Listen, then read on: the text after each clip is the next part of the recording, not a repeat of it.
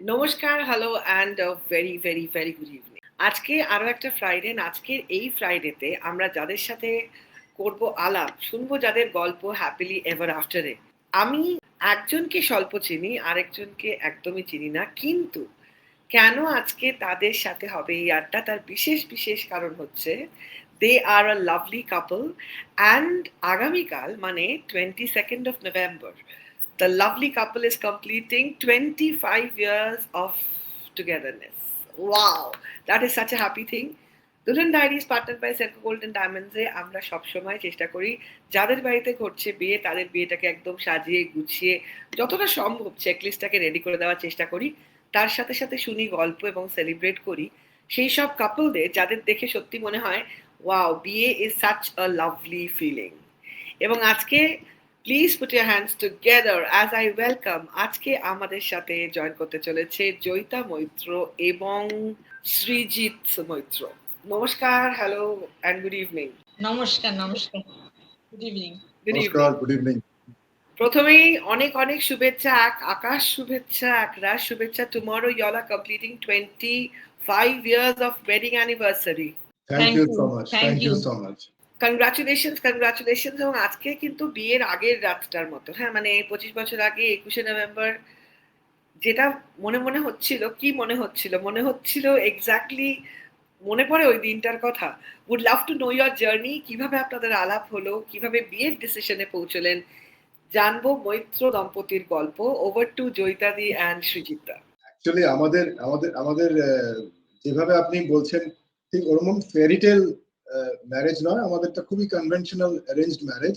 আমাদের বাবা মারা ব্যাপারটা অ্যারেঞ্জ করেন এবং তারপর অফকোর্স আমাদের একটু কোর্টশিপ হয়েছিল, কাপল অফ ডেজ আর 3-4 দিনের কোর্টশিপ হয়েছিল। তারপরে আমরা বিয়ে করি 22nd of November 2000 সালে। বিয়ের আগের দিন রাতের ফিলিং ঠিক সেভাবে তো এখন মনেও নেই। সত্যি কথা বলতে কি, তখন বয়সও কম ছিল, মনটা মোটামুটি ব্ল্যাঙ্কই ছিল, সেরকম কোনো অ্যাপ্রিহেনশনও তো ছিল না।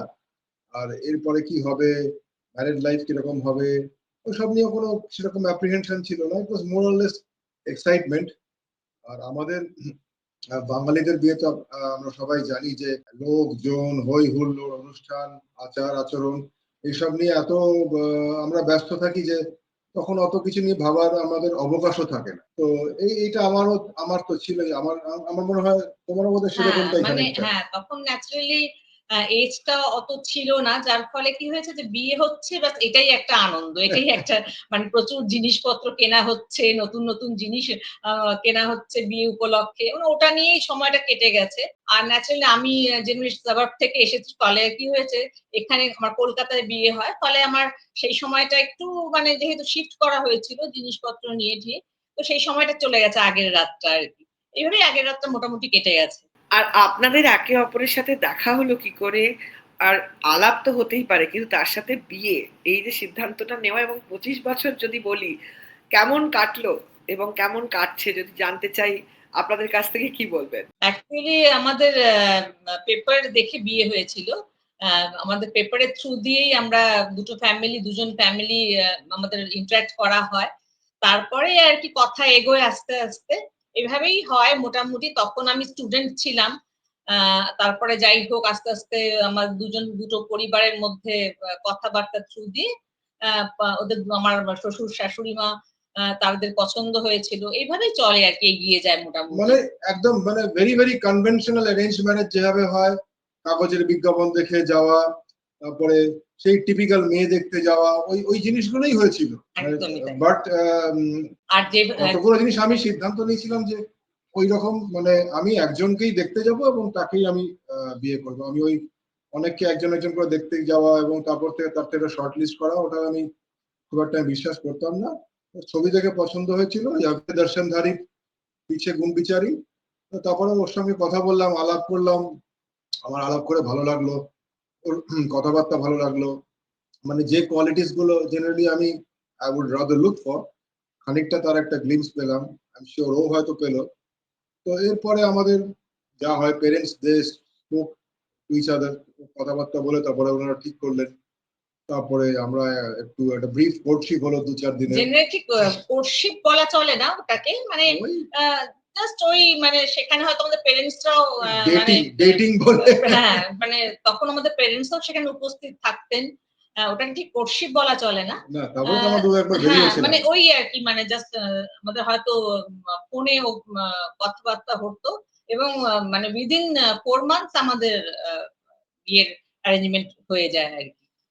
তারপরে যাই হোক তখন আমি বিয়ে হয় 22nd তখন আমাদের এই ডেট ঠিক করা হয় এই। অসম 22শে নভেম্বর 25 বছর কমপ্লিট করছে এই দম্পতি। আমাদের দুলহান ডায়েরিজে যারা দেখছো তোমরা অবশ্যই কমেন্ট করে ওনাদেরকে শুভেচ্ছা বার্তা পাঠাও। #DD, দ্যাটস #দুলহান ডায়েরিজ, #JS মানে জয়িতা এবং সৃজিতকে আজকের দিনে এই শুভ দিনে যেখানে tomorrow they are completing 25 years of togetherness. What a lovely picture, what a beautiful couple. এত সুন্দর এত সুন্দর এত সুন্দর, গড ব্লেস। এবার এই 25 বছর জীবন একসাথে কাটাচ্ছেন, তার আগে খুব স্বল্প সময় দেখা হয়েছিল।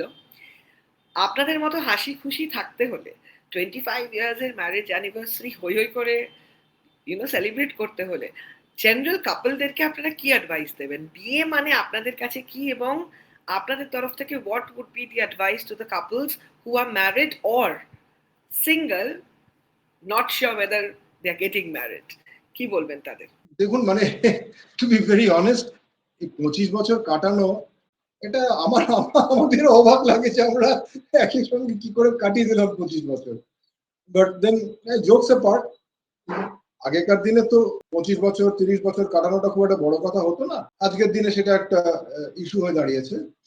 বাট দেন আমাদের মনে হয়, আমাদের দুজনেরই একটা জিনিস মনে হয় যে একসঙ্গে থাকা, for two people coming together and তাদের একসঙ্গে জীবন কাটানো, এটা তো এই সম্পর্কগুলো অনেকটাই একে অপরকে শুধু বোঝা নয়, একে অপরকে স্পেস দেওয়ারও একটা ব্যাপার থাকে, একে অপরকে স্পেস দেওয়ার ব্যাপার থাকে, এবং অনেক ক্ষেত্রেই কিছুটা বোঝাপড়া, কম্প্রোমাইজ, সেটা কিন্তু মানে ছোট ছোট জিনিসের থেকে হয়। মানে এই যে এখন আমাদের শীত আসছে, আমি পাখাটা কতটা জোরে চালাবো, এসিটা চলবে কিনা, এই জায়গাগুলোতে যদি একটা আন্ডারস্ট্যান্ডিং তৈরি হয়, তাহলে আমার মনে হয় এই ছোট ছোট জিনিসগুলো, এই ছোট ছোট জিনিসগুলোতে যদি আন্ডারস্ট্যান্ডিং তৈরি হয়, তাহলে আমার মনে হয় বিবাহিত জীবন ভালোই হতে পারে।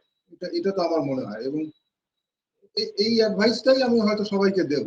বাট আজকের দিনের যারা জেন জি, যারা বা তারা যারা 25-26 বছর, তাদের চিন্তা ভাবনাগুলো, তাদের চিন্তাধারাগুলো সম্পূর্ণ ডিফারেন্ট বলে আমার মনে হয়। ওরা অনেক বেশি ফোকাসড তারা জীবনে কি করবে। আমাদের যেমন একটা গতানুগতিক ছিল যে পড়াশোনা শেষ করব, চাকরি বাকরি করব, তারপর বিয়ে করবো। আই এম শিওর ওদেরও মানে মেয়েদেরও তাই থাকে। আজকের দিনের ছেলে মেয়েদের তো সেই জিনিসটা অনেকটা পাল্টে গেছে, তারা অনেকটা প্রায়োরিটাইজ করে, এবং সেই প্রায়োরিটি লিস্টে বিয়েটা হয়তো ওরকম গতানুগতিক ভাবে আসে না, প্রায়োরিটি লিস্টে হয়তো 3, 4, 5 নম্বরে নেমে আসে বা হোয়াটএভার। তো সেইখানে তারা অনেক বেশি ফোকাস, আমার মনে হয় সেটা একদিক দিয়ে ভালোই, যে নিজে আগে দাঁড়াবো, নিজের পায়ে দাঁড়াবো, আমি এত টাকা জমাবো, তারপরে আমি বিয়ের কথা ভাববো। এটা ডেফিনেটলি এটা একটা ভালো ট্রেন্ড। সব যুগের সঙ্গে সবকিছুই পাল্টাবে, আমাদেরকে সেটা বুঝে নেওয়া উচিত, সেটা সেই চেঞ্জটাকে অ্যাকসেপ্ট করে নেওয়া উচিত। এটাই আমার মনে হয়। হ্যাঁ, অ্যাকচুয়ালি মানে যখন বিশেষ করে যদি অ্যারেঞ্জ ম্যারেজ হয়, সেক্ষেত্রে কি হয় কম্প্যাটিবিলিটি সবসময় যে দুজনের একরকম মানে থাকবে সেটাই আমরা মানে জানতে পারি না জেনারেলি। কিন্তু হ্যাঁ, কিছু তো অ্যাডজাস্টমেন্ট উভয় পক্ষেরই করতে হয় এবং এখন যে প্রেজেন্ট জেনারেশন তারা সত্যি অনেক ফোকাস এবং ও যেটা বলল ন্যাচারালি যে মানে আগেকার দিনে তো সবারই বিয়েটা ফেয়ারি টেলের মতো গল্পের মতো হতো না সবসময়। আর আমরাও 25 বছর করেছি, আমাদের মধ্যেও অনেক সময় অনেক অ্যাডজাস্টমেন্ট, অনেক আমাদের মধ্যে অনেক ভুল বোঝাবুঝি হয়। এটা খুব কমন জিনিস। অনেক সময়ই হয়। সেটাকে ইগনোর করতে হবে এবং ন্যাচারালি কিছু জিনিস আমাদের অ্যাডজাস্ট করতে হবে। হয়তো আমাদের সেটা পছন্দের নাও হতে পারে সবসময় সবকিছু। কিন্তু সেক্ষেত্রে কিছুটা যদি আমরা দুজনকেরই মানে দুজনেরই যদি কিছুটা জায়গায় আমরা স্পেস দিই এবং অ্যাডজাস্ট করি, আশা করি মানে আম এটা এগিয়ে যেতে পারা যায়। আর প্রেজেন্ট জেনারেশন তো ন্যাচারালি ও বলল যেটা যে প্রেজেন্ট জেনারেশন এর এখন তারা অনেকেই দেখতে পাচ্ছি বিয়েটাকে ভয় পাচ্ছে অনেকেই এবং বিয়েটাকে ভয় পাওয়ার থেকেও অনেকে সেটাকে একটু পিছিয়ে দিতে চাইছে, পোস্টপোন করতে চাইছে যে না এই মুহূর্তে না। আমরা আগে নিজে প্রতিষ্ঠিত হই, বা কেউ কেউ লিভ ইন রিলেশনশিপেও বিশ্বাসী এখন অনেকে, বিয়ে মিডিয়াটিকেও হ্যাঁ বিশ্বাস করছে না, সুতরাং অনেকে লিভ ইন রিলেশনশিপে রয়েছে। তা সেখানে এখন হয়তো মানুষের পেশেন্সটা অনেক কমে গেছে, যার ফলে খুব সহজেই আমরা দেখতে পাচ্ছি যে সেপারেশনটা খুব তাড়াতাড়ি অনেক জায়গায় হয়ে যাচ্ছে, এটা আমরা দেখতে পাচ্ছি। মানে আগে, আজ থেকে ধরুন 30 বছর আগেও একটা বিয়ের সেপারেশন ওয়াজ আনহার্ড অফ, আর প্রায় বলতে গেলে একটা সোশ্যাল ট্যাবু। কিন্তু আজকের দিনে আমরা সেভাবে দেখি না, আমরা একসঙ্গে থাকতে পারিনি, আমরা আলাদা হয়ে গেছি। এবং সেটা যে সব ক্ষেত্রেই খুব ইয়াং কাপলদের মধ্যে হচ্ছে তা নয়, বেশ অনেকদিন থাকা একসঙ্গে থাকা কাপলদের মধ্যেও হচ্ছে। এই জায়গাগুলোকে, এই যে এই চেঞ্জ গুলোকে আমাদের অ্যাকসেপ্ট করতে হবে। আবার যেটা ও খুব কারেক্টলি বললো যে কম্প্যাটিবিলিটি, সবসময় যে সবাই একেবারে কম্প্যাটিবল হবে, এই যে হ্যান্ড অ্যান্ড গ্লাভস হবে, তার তো কোনো মানে নেই। তো সেখানটাতে ওই একে অপরকে বুঝে চলা, যে আমি ছোট ছোট এক্সাম্পল দিচ্ছি, যে এখন ওর মুডটা ভালো নেই, তাহলে আমি এখন এই প্রসঙ্গটা তুলবো না, পরে এই প্রসঙ্গটা তুলবো।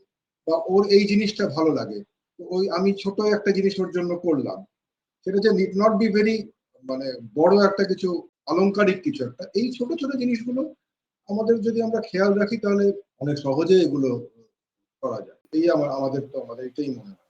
হ্যাঁ, যেমন হয়তো কোনো একটা ছোট গিফট দিল, দুজনকে কোনো একটা অকেশনে কিছু একটা ছোটখাটো গিফটই হোক, আমি কোনো দিই না, এক্সপেন্সিভ কিছু নয়, কিন্তু আবার সেটা এক্সপেন্সিভও হতে পারে, ছোটও হতে পারে, কিন্তু সে জায়গায় মানে দুজনের ভালো লাগাটাকে অ্যাপ্রিশিয়েট করতে হবে, এটা একটা বড় কথা। লাভলি।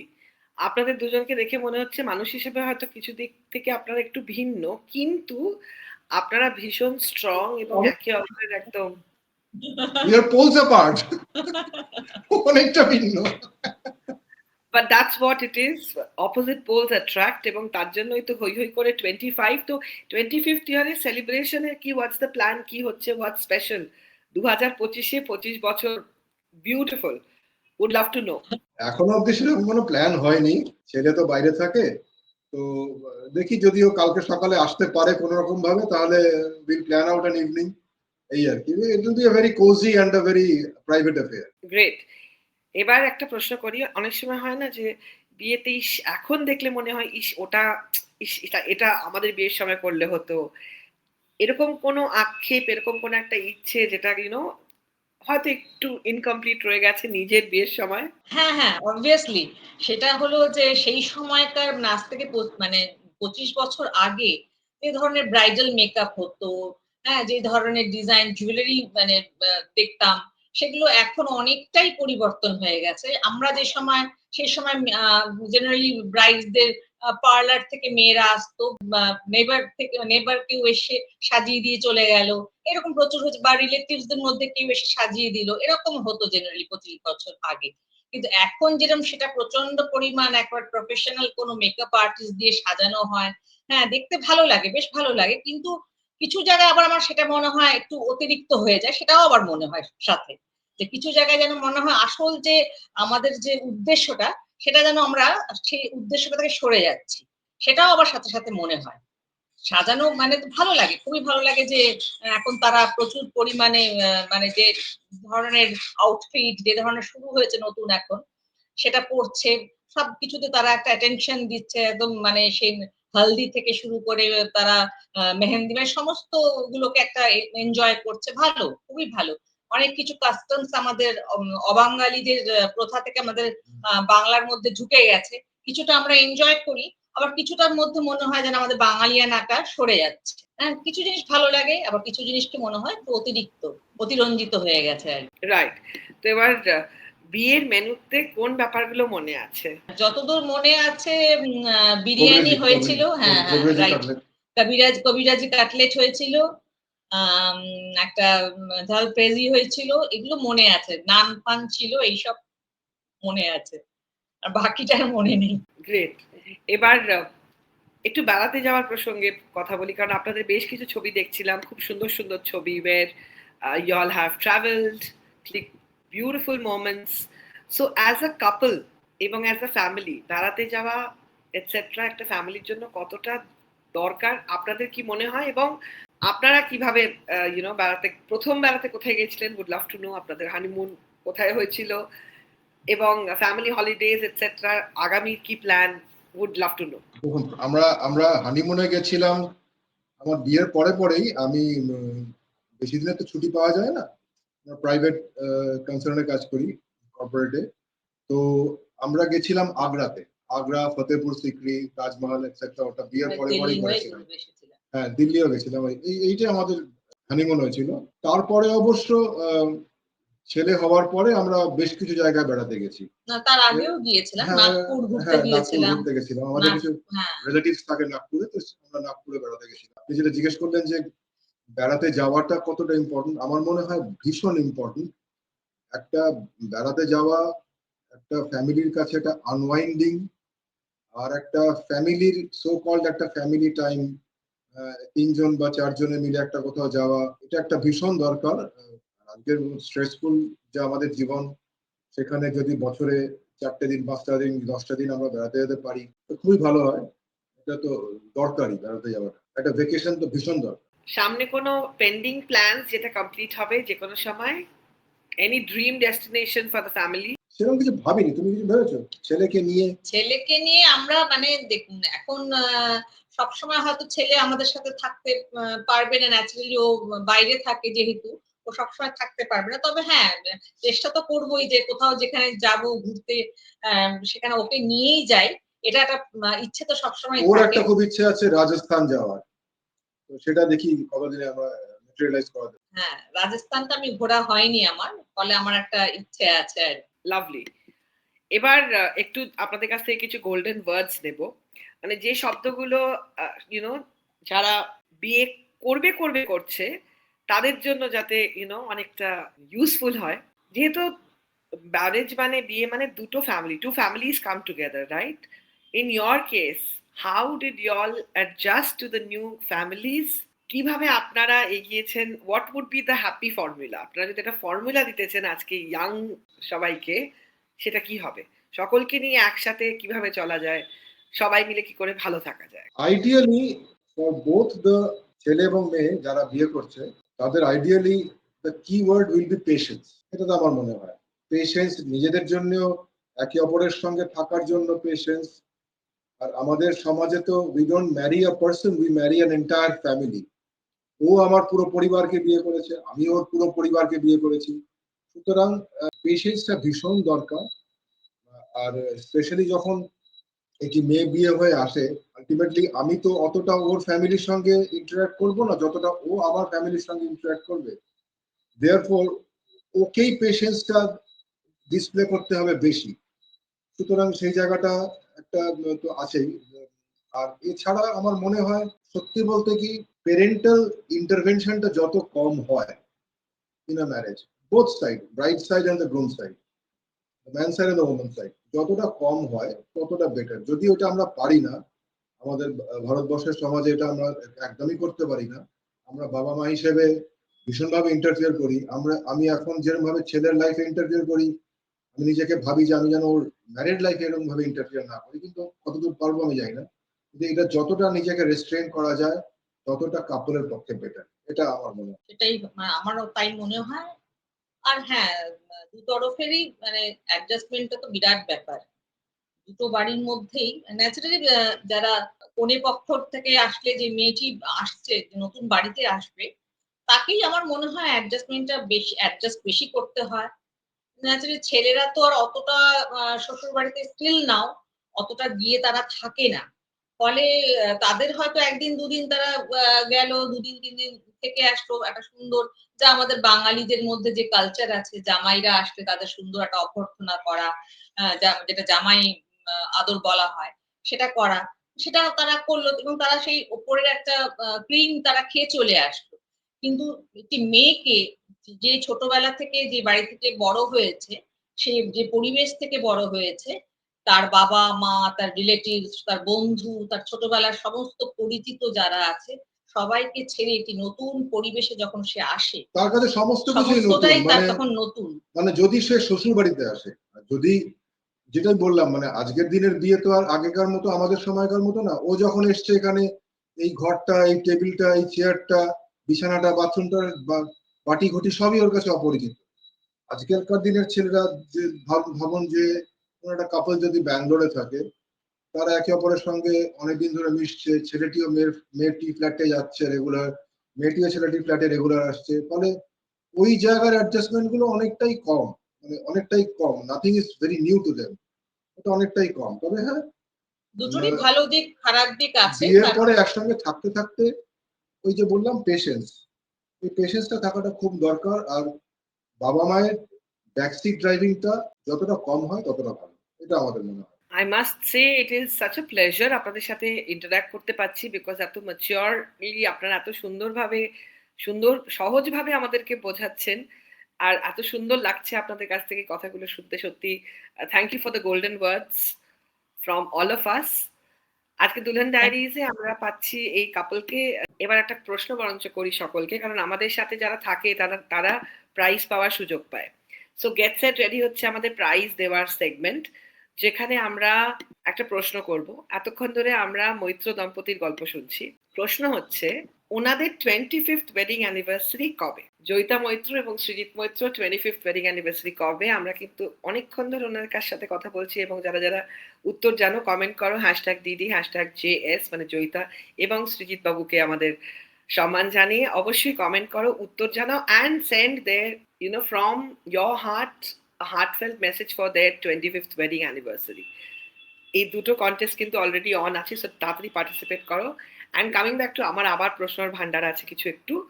কোন কোন বিষয়গুলো, যেহেতু এখন টাইমস হ্যাভ চেঞ্জড, রাইট, এখন তো সময় অনেক এগিয়ে গেছে, সময় বদলাচ্ছে ক্রমশ। So because you have a young boy at home who is already a man of course, but তার বয়সী, তার বন্ধু বান্ধব এবং যারা ইয়াং অডিয়েন্স, তাদেরকে কোন কোন ব্যাপারগুলো অ্যাজ আ কাপল, বন্ধু বন্ধু থাকলে অনেক কিছু হয়, কিন্তু যখনই তারা ডিসাইড করবে টু গেট ম্যারিড, কোন কোন বিষয়গুলো একদম আগে থেকে কথা বলে নেওয়া উচিত, যাতে বিয়ের পরে তারা একদম থাকতে পারে হ্যাপিলি এভার আফটার? আমি আমার ছেলেকে সবসময় অ্যাডভাইস করব, লুক বিনিথ দ্য স্কিন। আগে দেখে নাও, বোঝো ভালো করে যে তুমি কতটা তার সঙ্গে থাকতে চাইবে, এবং তার থেকেও ভালো করে বুঝে নাও যে সে কতটা তোমার সঙ্গে থাকতে চাইবে।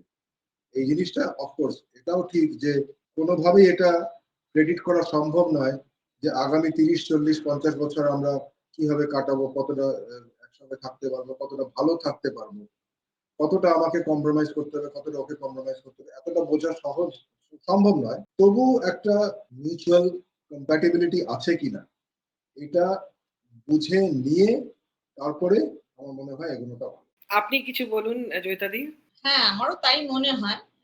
ন্যাচারালি একটা মেয়ে, তার সঙ্গে যদি আমার ছেলে নিজে পছন্দ করে বিয়ে করে, তারা অনেক স্কোপ পাবে দুজন দুজনকে কথা বলার, দেখা, জানার অনেক কিছু। তবে হ্যাঁ, অনেক সময় আমরা দেখেছি এরকম অনেক ইনসিডেন্ট দেখেছি যে অনেক সময় তারা ছেলে-মেয়ে, এরকম অনেক ছেলে-মেয়ে তারা ঘুরছে, বেড়াচ্ছে, রিলেশনশিপ এ রয়েছে।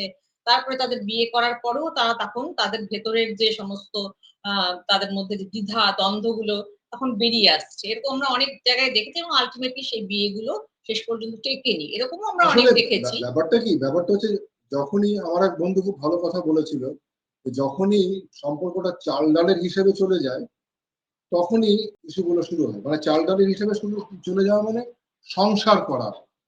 তো ওই জিনিসগুলোই খানিকটা যেটা বললাম যে পেশেন্স, ধৈর্য এবং একে অপরকে একটু জায়গা দেওয়া, এইগুলো থাকলে আমার মনে হয় যে কোনো জেনারেশন একটা সাকসেসফুল ম্যারেজ, একটা মানে বিয়ে অ্যাজ অ্যান ইনস্টিটিউশন সাকসেসফুল করতেই পারে।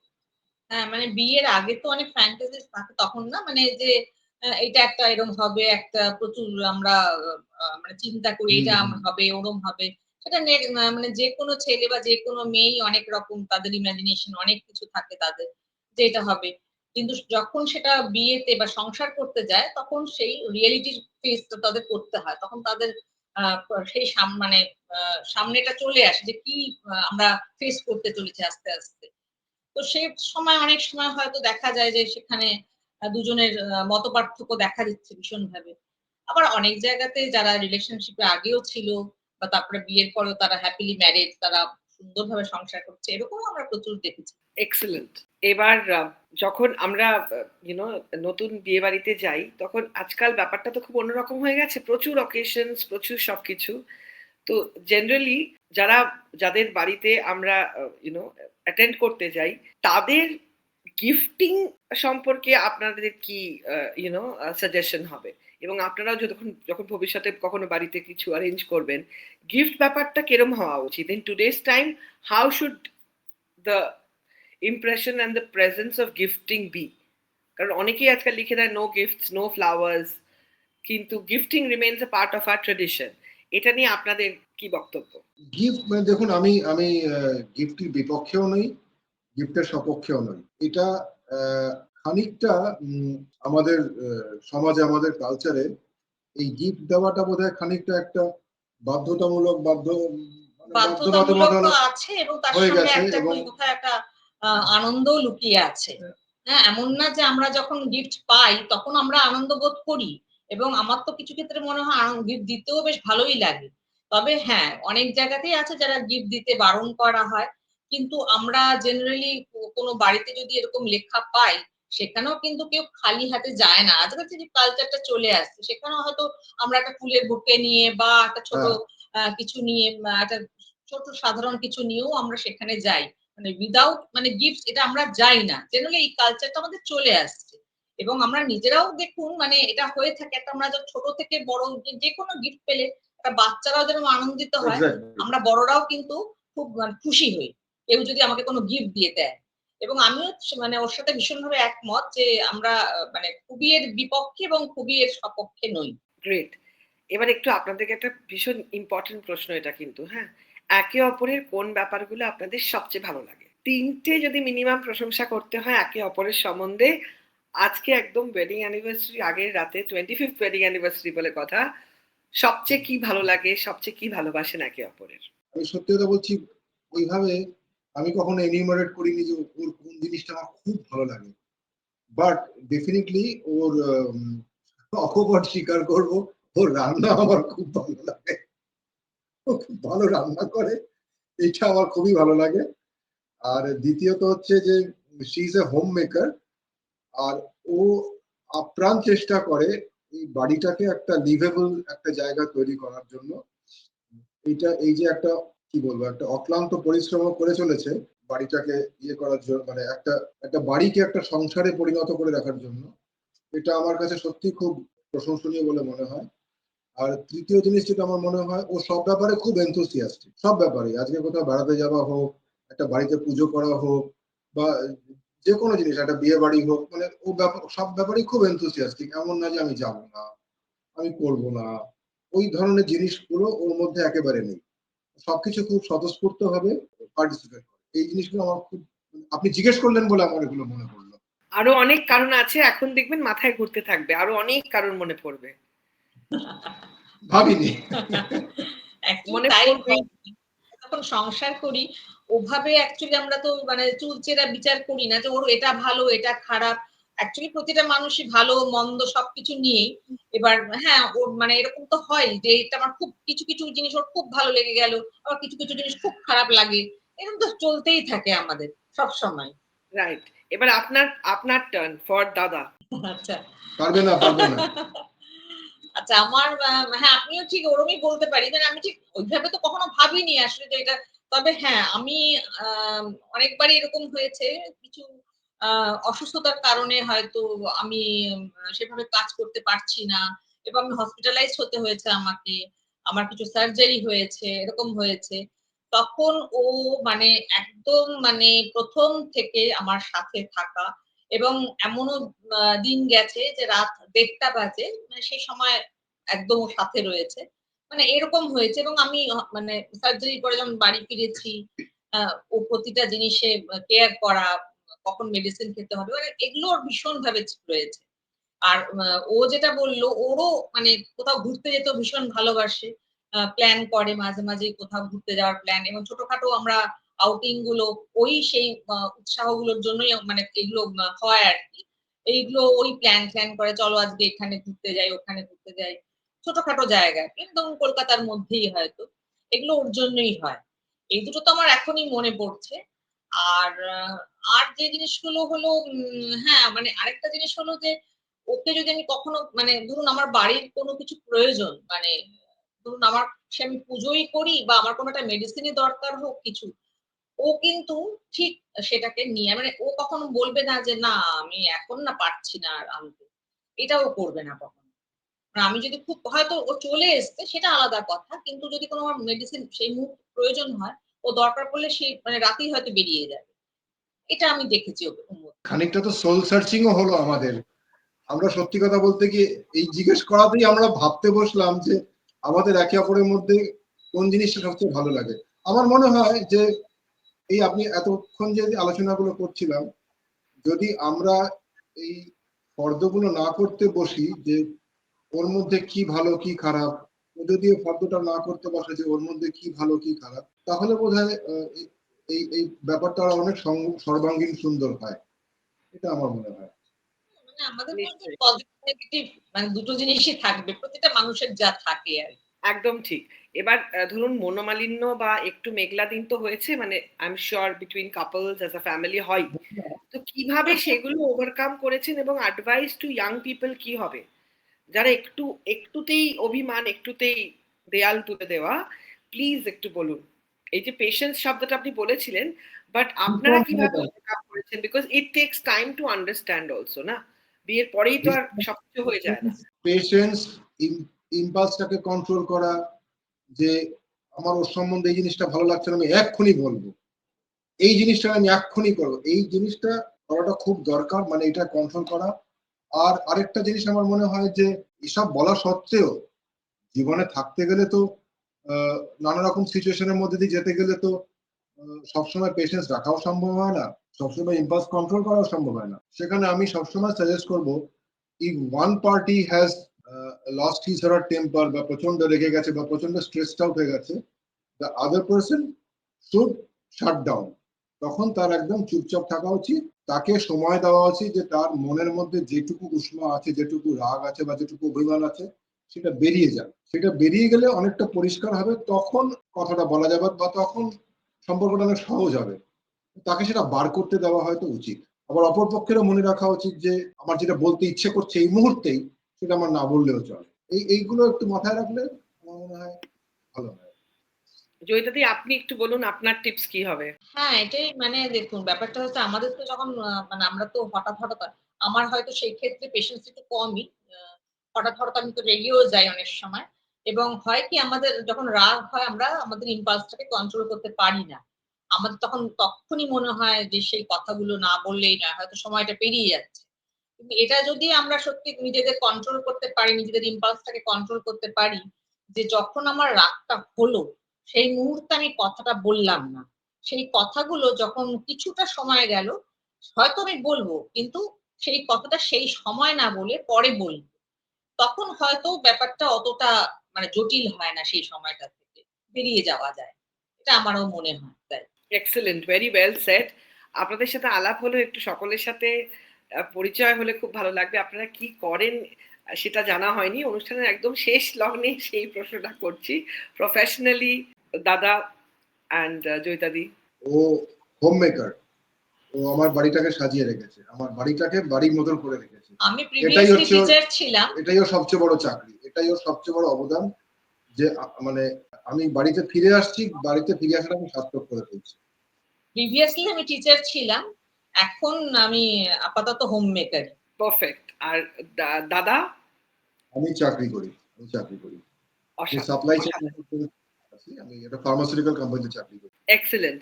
এবং আপনাদেরকে অনেক অনেক অনেক অনেক শুভেচ্ছা এবং অভিনন্দন। মে দিস সুন উইথ 50, 60 এরকম করে করে প্রত্যেকটা একদম ল্যান্ডমার্ক অ্যানিভার্সারি হই হই করে কাটুক। আর এই যে আজকে ম্যাচিং ম্যাচিং হয়ে আপনারা বসেছেন প্রি অ্যানিভার্সারি নাইটে, কালকেও কি পুরোটা ম্যাচিং ম্যাচিং হবে? এটা কিন্তু একদম মানে কোইন্সিডেন্ট, হ্যাঁ, কমপ্লিট একদম। কোইন্সিডেন্ট। মানে আমি যখন ইনফেক্ট মানে শাড়িটা আ চুজ করার পর দেখছি যে ও এটা পড়েছে।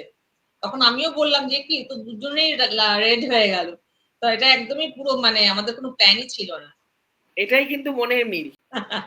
Thank you, thank you. আপনাদের কেমন লাগলো দুলেন ডায়েরিজ এর এই চ্যাপ্টার লিখে? would love to know আপনাদের কেমন লাগলো? খুব Definitely, ভালো লাগলো, আমাদের খুব ভালো লাগলো, খুব ভালো লাগলো। লেগেছে। কথা বলে ভীষণ ভালো হ্যাঁ। লাগলো। একটা নতুন এক্সপেরিয়েন্স হলো। এটা আমাদের তো জেনারেলি আমরা এরকম মুখোমুখি হই না। তো এবার সামনে এসে খুব ভালো লাগলো। আমারও প্রচন্ড ভালো লাগলো। আর দাদা আরো একটা কারণ আছে বৌদিকে এতটা ভালোবাসার। শি ইজ সো প্রিটি আর আপনিও ভীষণ হ্যান্ডসাম।